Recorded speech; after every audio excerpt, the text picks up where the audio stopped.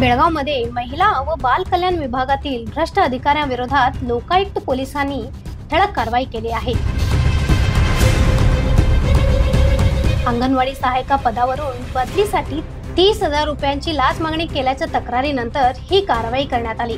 बडगेर येथील अंगणवाडी सहायिका पदावरून हुक्केरी तालुक्यातील शकुंतला कांबळे यांनी लोकायुक्त पोलिसांना तक्रार दिली होती। तक्रारीनुसार कचेरी सुप्रिटेंडेंट अब्दुल वली आणि कम्प्युटर ऑपरेटर सौम्या उर्फ शशिकला यांनी बदलीसाठी 30,000 रुपये लाच मागितले होते। लोकायुक्त पोलिसांनी 15,000 रुपयांची लाच घेताना भ्रष्ट अधिकाऱ्यांना रंगेहात पकडले।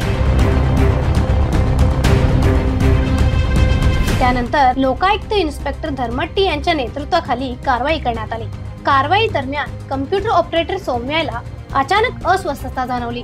त्यानंतर तिला तातडीने डॉक्टरांची मदत देण्यात आली। लोकायुक्त अधिकारी या प्रकरणाची सखोल चौकशी करत असून भ्रष्टाचार विरुद्ध कठोर पावले उचलण्याचा मानस व्यक्त केला आहे। Bureau report, voice of Belgaum.